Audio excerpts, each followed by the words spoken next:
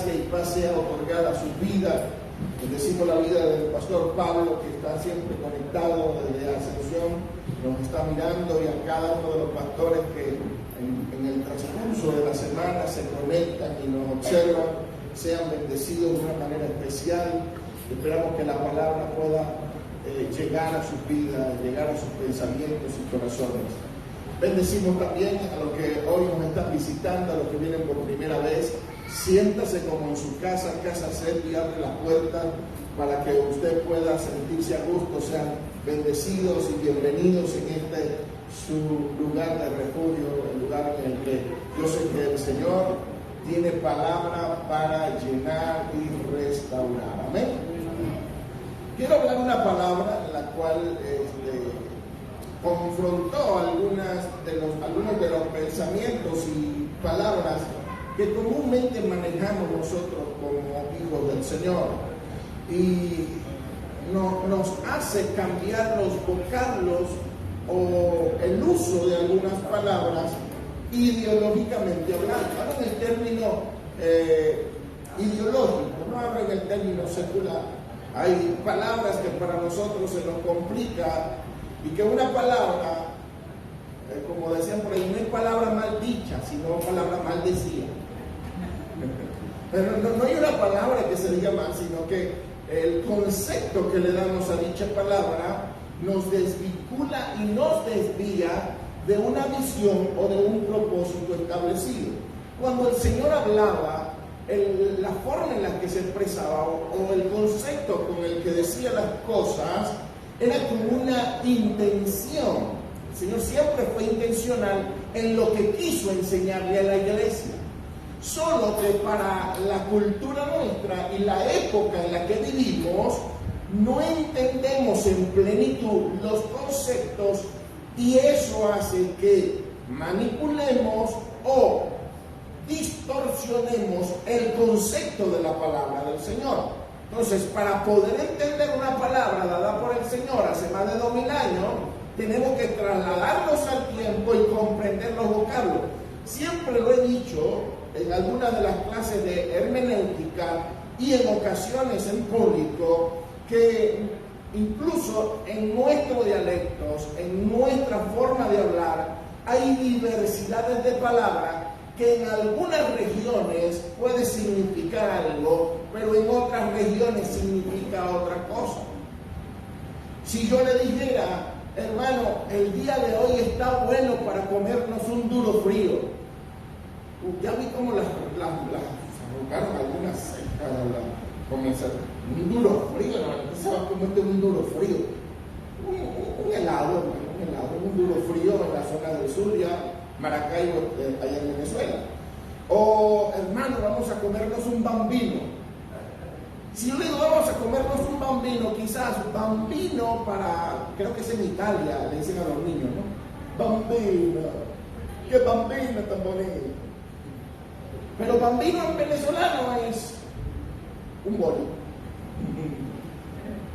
un duro frío, un helado. Entonces, hay conceptos que nos cambian totalmente el pensamiento cuando lo mal interpretamos. Y una de las luchas muy continua en el ámbito de la predicación es la mala interpretación escritural, y la mala interpretación nos lleva a un desvío, a un desvinculo de la forma correcta en la que Dios quiso hacer las cosas. Y esta desvinculación nos lleva a nosotros a tener ideas, pensamientos tan arraigados que es difícil. Peleamos por esos pensamientos cuando se nos dicen que no son correctos. Y cuando nos desvinculan de ese pensamiento decimos, no, pero que no es así. Y yo quiero hablar hoy referente a una palabra específica, y yo quiero que usted en su pensamiento, y los que están acá en medio de las redes sociales, piense en algo cuando yo le mencione la frase talento. Yo sé que muchos de los que están acá, si menos me equivoco, tal vez el 80%, cuando escuchan la palabra talento, la vinculan a una habilidad especial que Dios me dio. ¿Por qué? Porque se nos vició el vocablo de que qué bonito talento tiene, ¿sí o no? ¿Cuántos han escuchado esa frase? Qué hermoso talento tiene ese muchacho. Mira, qué talento te ha dado el Señor. Y el Señor nunca habló dentro de las Escrituras en cuanto a talento, en cuanto a una habilidad personal. La palabra talento dentro de la Biblia fue una palabra mezclada de los orígenes babilónicos, que era en cuanto a peso o en cantidad de dinero. Y un talento equivalía a unos 34 kilos, un talento. Y había talento de oro y talento de plata. Esto tenía un promedio o una medida de un talento, eran 50 minas. Y cuando hablaban de ciclos, que era otra forma de medir las monedas, eran 3.000 ciclos. O sea, un talento eran 3.000 ciclos o 50 minas. Entonces, cuando hablamos de dinero, la palabra talento dentro de las Escrituras es 100% dinero. No tiene nada que ver con la vinculación que nosotros le damos. Y estudiando poquito el asunto que el Señor comenzó a tratar conmigo, que es una de las cosas quizás que me costó tratar de asimilar cuando sentí que el Señor estaba hablando a mi vida. Pero quiero irme a la profundidad del mensaje, a lo profundo. Dice, ¿cuántos han leído la parábola de los talentos? Dice que el Señor se iba lejos. Un señor multimillonario quería irse a Los Roques, quería irse a una ciudad en la cual pudiera despejar su pensamiento, y tomó sus bienes y los repartió entre 3 personas. Alguna versión bíblica dice que repartió bolsas de dinero. Dice 5 bolsas de moneda, 2 bolsas de moneda, 1 bolsa de moneda. La traducción Reina Valera dice 5 talentos, 2 talentos, 1 talento. Cuando lo traducimos a lo que ya le hemos dicho, podríamos decir que se le entregaron kilos de plata o de oro a las personas a las cuales se le estaba delegando algo. ¿Qué era lo que Dios estaba delegando o qué era lo que Dios estaba juzgando en la posición en la parábola de los talentos? Dios estaba juzgando era qué hacer con lo que se te entrega. No estaba juzgando que es que las personas no saben utilizar los dones y las cosas. No, es la responsabilidad con lo entregado. Escuche algo especial que habla el último versículo, y aquí vamos a desglosar, comenzar a desglosar. Capítulo 25, versículo 24 y 25, dice: pero llegando también el que había recibido un talento, dijo: Señor, te conocí que eras hombre duro, que ciegas donde no sembraste y recoges donde no esparciste, por lo cual tuve miedo y fui y escondí tu talento en la tierra. Aquí tienes lo que es tuyo. Miren algo. En primer lugar, este hombre estaba totalmente desenfocado de la realidad de quién era la persona que le había entregado el talento. El motivo, él dice: tuve miedo de ti. O sea que lo que él había aprendido acerca de su Señor era un concepto terrorífico. Y yo quiero que entendamos 2 asuntos particulares. Una cosa es tener miedo y otra cosa es tener temor. La palabra miedo, mire lo que significa: sensación desagradable e intensa ante la presencia de un peligro real o imaginario. Es una sensación no agradable, una sensación de terror acerca de algo que va a pasar. Entonces, los conceptos de este hombre acerca de su Señor era un concepto terrorífico. Él no le tenía temor, él le tenía miedo. Y cuando hablamos nosotros referente al reflejo o a la figura de quién es Dios para nosotros no es alguien terrorífico. ¿Qué fue lo que creó en el pensamiento de este hombre o qué fue lo que influyó en el pensamiento de este hombre para que él pensara que el Señor era un Señor que infringía terror en el corazón de los hombres? Y esto parece algo o tiene alguna similitud con la realidad que hoy en día vive la iglesia, porque hoy la iglesia vive pensando con respecto al Señor un pensamiento terrorífico. Si yo no hago esto, entonces el Señor me va a mandar al infierno. Si yo no hago aquello, no, líbreme el Señor de yo hacer esto o hacer lo otro, por causa de que si lo hago o el Señor me condena y me manda al infierno o pierdo la salvación. ¿Cuántos no han tenido ese tipo de pensamiento? ¿O a cuántas personas no se le ha tratado de intimidar de que si no dejas el cigarro te vas a ir para el infierno, que si no dejas la bebida, que si no dejas esto, que si no dejas la forma de vestir, que si no dejas la pintura del cabello y la pintura de los labios? Hay tantas cosas y conceptos que se metieron en el corazón de los hombres que cuando miramos a Dios lo miramos como un pensamiento terrorífico y no como un pensamiento de temor.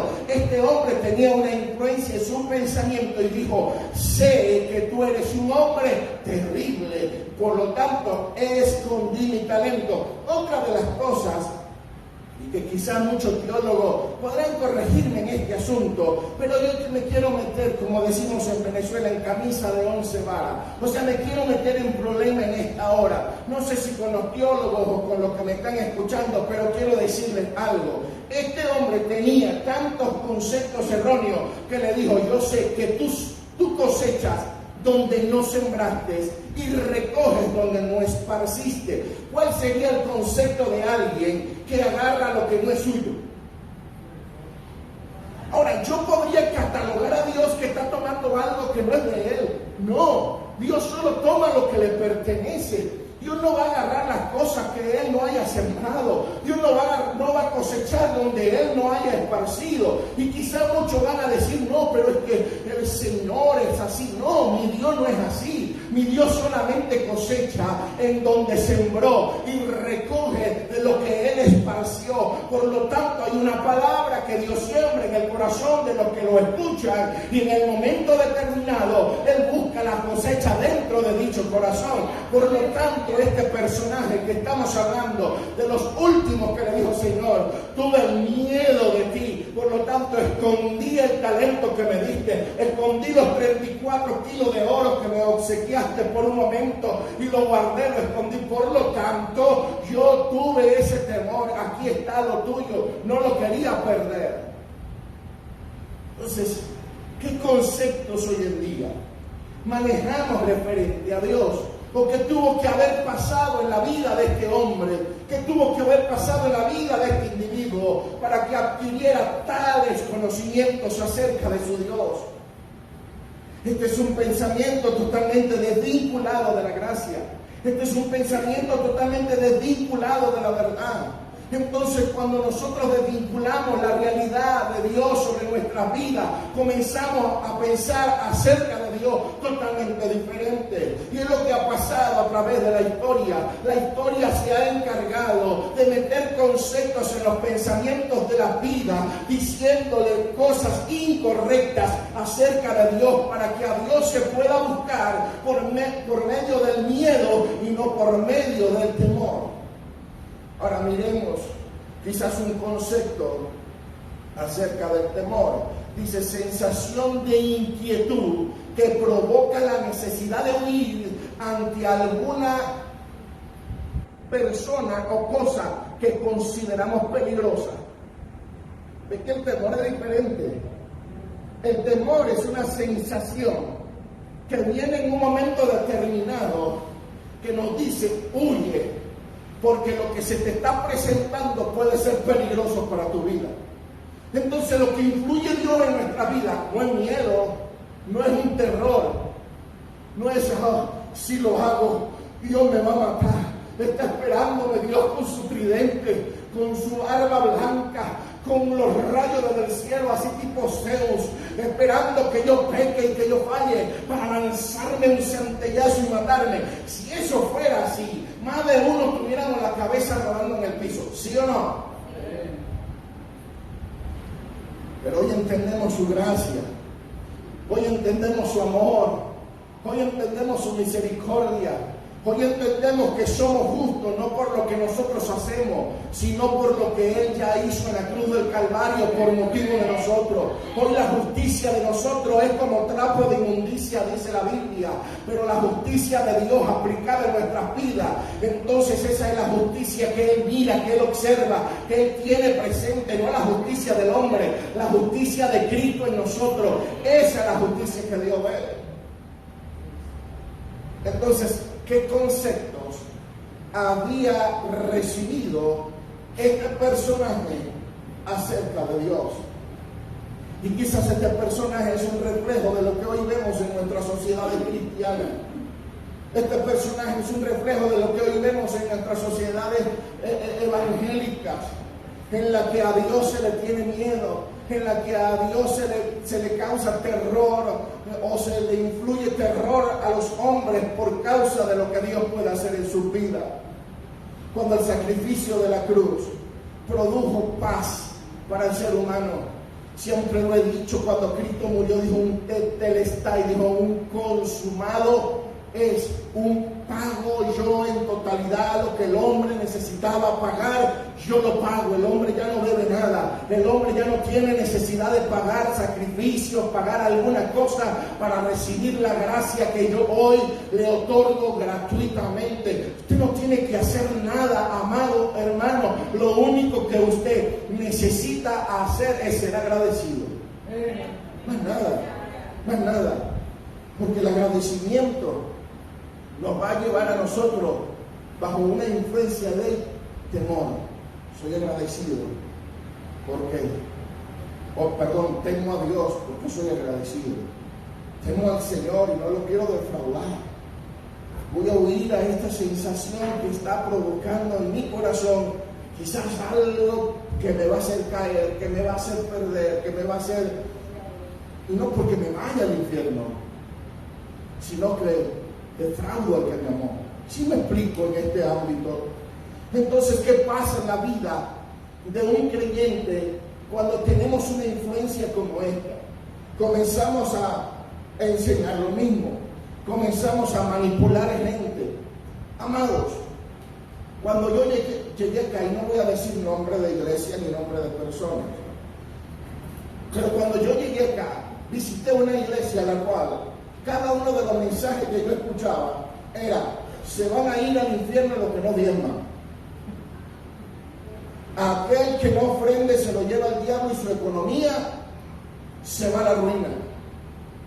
Y todo era infierno comparativo con lo que no se puede hacer o con lo que estás haciendo mal. Y eso era una zona que había visitado, una zona en la que había llegado. Yo no me quiero imaginar el resto que tiene conceptos semejantes a estos. Ahora, lo problemático del asunto, lo feo de este asunto, es que tú tratas de liberar el pensamiento de personas cautivas, y quien defiende la cadena, la ligadura o el cautiverio es el cautivo. Es lo terrible de este asunto. Vuelvo a repetírtelo y para hacerme entender mejor. Hablamos de libertad. Hablamos en contra de cadenas que han sido establecidas dentro del corazón y del pensamiento de la iglesia. Y los primeros que salen a defender los pensamientos erróneos no son los pastores, no son la gente entendida en la Biblia, son aquellos que están cautivos, aquellos que están presos, aquellos que están encarcelados. Dice: deseamos la libertad pero amamos nuestras cadenas. Deseamos ser libres pero queremos quedar metidos en la cárcel. Deseamos que el Señor haga cosas grandes, pero todavía no desprendemos de nuestros corazones las cosas que son necesarias para lograr una verdadera libertad. Entonces, Mi intención con esto no es atacar un conjunto de iglesias ni atacar un conjunto de pastores, no. Mi intención con este asunto es que nosotros, los que hoy tenemos entendimiento de las verdades bíblicas, podamos vivir una verdadera libertad en Cristo Jesús. Aquellos que quieran seguir ligados a cadenas y a cárceles pueden hacerlo libremente, eso es asunto de ellos. Pero los que hoy estamos acá en Cristo Jesús, que hemos conocido la gracia, que hemos conocido la verdad, que hemos conocido conceptos bíblicos originales, comenzamos a romper con lo que no nos pertenece y dejárselo a aquel que lo quiera. Regáleselo, ya sabes que este concepto no lo quiero, pero si tú lo abrazas y tú lo adoptas, ese es problema tuyo, no mío. Ese es asunto tuyo, no mío. Pero no me obligues a ser preso y a encarcelarme como tú lo estás. No me obligues a volver a las cadenas que el Señor me quitó. No me obligues a volver a la opresión a donde Dios me está sacando. Porque eso es lo que quiere la gente. Eso es lo que quiere el mundo. Que tú te devuelvas a la opresión de la religión por causa de los conceptos que ya tenemos arrastrando y decirnos, es que al Señor no le agrada esto, ni aquello, ni lo otro. Por lo tanto, no lo hagas. Comenzamos a decir cosas que a Dios no le agrada, influir en un pensamiento, y nacen cristianos como el que acabamos de leer. Señor, yo sé que tú siembras donde no, perdón, ciegas donde no sembraste y recoges donde no esparciste. Pues, Señor, tú eres un Dios habilidoso, que al que se te descuida, le quitan las cosas. Eso es lo que yo estoy viendo. Eso es lo que yo estoy observando en la lectura.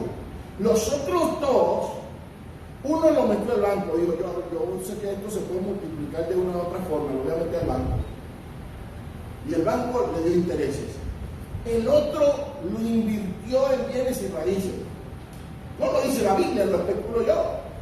El otro invirtió, dijo, voy a comprar carro. En Estados Unidos lo venden aquí. Lo voy a importar de fronterizo, no, los bienes nacionales que se venden más rápido. Dicen ellos, no sé cómo es el asunto. ¿Sabe usted?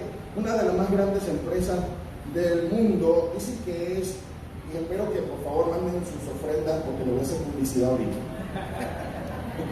Es McDonald's. Pero McDonald's no es rico ni tiene grande riqueza por vender hamburguesas. No.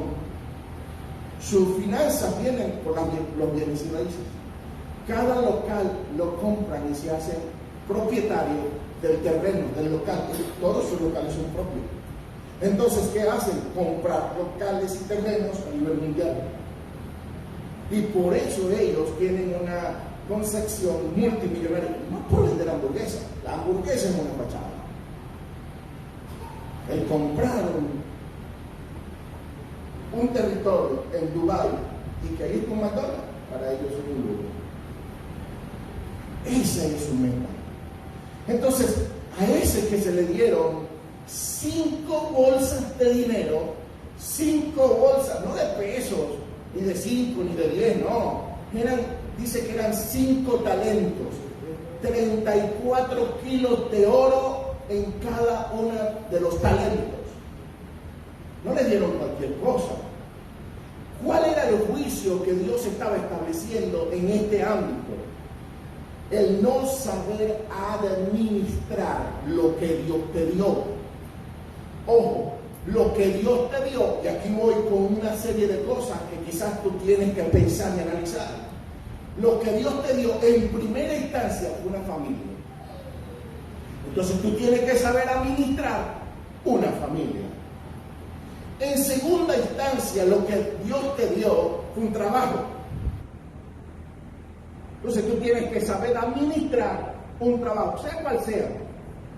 O sea, desde el recoger basura hasta ser administrador de una empresa, sea cual sea el trabajo, hay que saberlo hacer. No hay que hacerlo con miedo o terror. Hay que saber hacer lo que Dios te dio. Lo tercero que Dios te dio fueron dones. Dones, Dios te dio dones. Y los dones del Señor son muchísimos. Ahora yo voy acá. Hay un versículo, no recuerdo ahorita con exactitud, creo que es el libro de Proverbios. que dice: veo reyes a pie, príncipes a pie y siervos a caballo. Cuando este personaje dice: veo príncipes a pie y siervos a caballo, hay una comparación de que lo que hoy estamos acá, yo considero que son príncipes y princesas del Señor, no son siervos. Ahora, cuando vemos a los siervos, que son la gente que no busca a Dios, síganme la comparativa. La gente que no busca a Dios son siervos. La gente que busca a Dios son real sacerdocio, nación santa, pueblo adquirido por Dios. Hay una posición espiritual en esas vidas. Y cuando aquel hombre decía: veo príncipes a pie y veo a los siervos en caballo, se lo voy a interpretar a mi manera, para que no salga lo de esa no es la interpretación bíblica, los teólogos y los maestros de la Biblia. Se lo voy a interpretar a la teología de Joel. Eclesiastés 10:7, para que lo tenga ahí apuntado y ahorita se lo van a poner en pantalla. Pero miren algo: cuando vemos nosotros a los príncipes que están a pie y a los siervos en caballo, la comparativa es: ¿quiénes son los que tienen derecho a andar en caballo? Los príncipes. ¿Quiénes son los que tienen derecho a andar a pie? Los siervos. ¿Cuántos de los que hoy están acá no tienen un don de saber cocinar algo? No quiero ir erradicando esa palabra talento que se nos metió hasta la lengua, talalma, y todos decimos talento. No, Dios lo que nos dio fueron dones. Dios dio dones al hombre. Y lo cuarto, dio ministerio. ¿Sí? Familia, trabajo, dones y ministerio. Ahora, vamos a hablar con los dones. Don no es nada más hablar en lengua. Don no es nada más profetizar o discernimiento de espíritu o ciencia o profecía. No. Don es una habilidad especial que te otorgó el Señor, que no la tiene más nadie. Y aquí hay gente que sabe hacer tamales mejores que cualquier otra persona. Aquí hay gente que sabe hacer burritos mejores que otra persona. Aquí hay gente que tiene unos dones especiales. Pero le están trabajando a un siervo. Síganme en el pensamiento. Le están trabajando a alguien para que ese alguien se lucre de lo que usted sabe hacer. ¿Sí me explico? Le están trabajando y le están otorgando el caballo al siervo. Oye, ¿sabes qué? Le voy a poner un ejemplo acá en casa, y yo sé que no se me va a sentir ofendido. Mi hermano Job tiene, si lo conoce, yo lo podría decir así al estilo venezolano, una cajita de sorpresa ese hombre. Me pongo a hablar con él y sabes, de todo un poquito, hermano, de todo un poquito. Y tiene de todo un poquito. Tiene para montar su propia empresa. Tiene para montar, solo lo está trancando unas que otras cosas. Estamos orando para que el Señor lo haga despegar. Pero escuche, le ha tocado darle a los siervos su caballo. Y yo estoy poniendo el ejemplo de él porque le tengo confianza. Ahora, yo quiero que usted se mire en usted mismo a quién le está dando a usted su caballo. Porque yo estoy seguro que usted tiene la capacidad de poder producir como rey lo que Dios le ha establecido que produzca. Y le puse lo de los tamales y lo de los burritos, porque yo sé que hay mucha gente, tal vez no acá en casa, pero los que me ven por las redes sociales, yo sé que hay mucha gente trabajando de cocineras a otras tiendas, las cuales le está yendo maravilloso, porque la sazón que tiene esa mujer es una sazón única y está sirviéndole a aquellos siervos del mundo para que se lucren con la sazón que usted tiene. Monte su restaurante usted misma, venda su propio burrito, haga usted lo que sabe hacer y usted va a ver que le va a tumbar el negocio a todos los siervos del mundo. Y cuando hablo de siervo, yo quiero que ya usted se vaya a la mente de la explicación que le acabo de dar. No le estoy hablando de siervos, hay aquellos que le sirven a Dios, no, aquellos que sirven sirven al mundo, porque usted está posicionado como un príncipe del Señor, y deje de estar dándole a los siervos lo que el príncipe merece. Usted merece estar montado encima del caballo. Yo no sé, hermano, yo creo que esto le saca una amiga, estuvo muerto, pero usted está así como que todavía. Amén. Necesitamos nosotros explotar lo que hay en nuestras vidas. Dios nos otorgó cosas específicas y necesitamos saber administrarlas. Me entregó una familia, me entregó un trabajo para poder sustentar, porque la Biblia dice que el que no trabaja, que no coma. Me entregó a mí, me entregó dones, y lo último, a usted y a mí nos entregó un ministerio. ¿Cuál es el juicio de Dios sobre este hombre? El juicio de Dios sobre este hombre vino por causa de mal interpretar y de no administrar. La mala interpretación y la no administración me lleva al fracaso.